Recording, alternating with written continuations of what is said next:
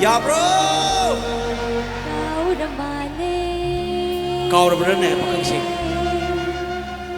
Kau udah male.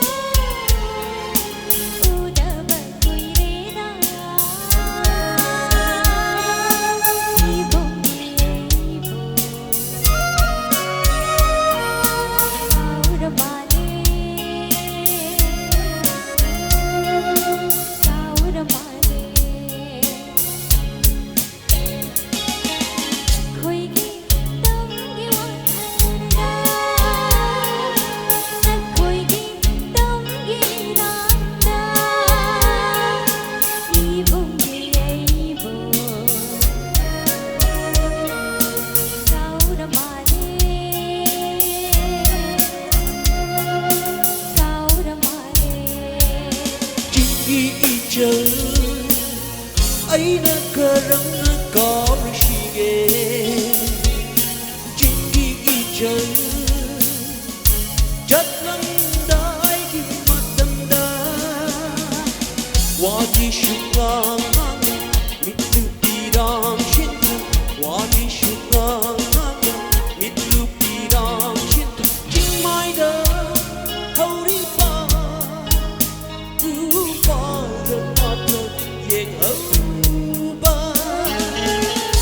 ngâm đờ bơ hoa ni ngâm đờ bơ mi tiền có ngâm đờ bơ hoa ni ngâm đờ bơ mi tiền ấy là cơ răng có shi ghê có shi ghê Kau udah male. Ibung di aibu. đi chân đi ấy bơ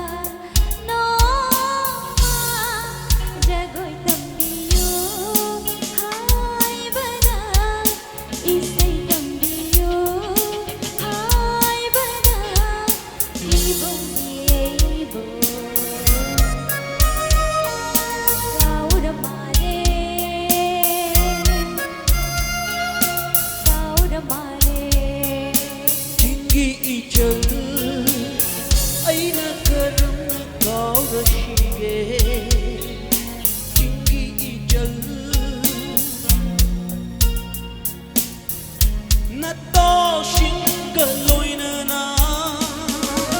Gopta shabu pura ishin shopagana Gopta shabu pura ishin shopagana Aina nangbu kau badan harau jelekwa Inak yau ram dai ikai shina tapi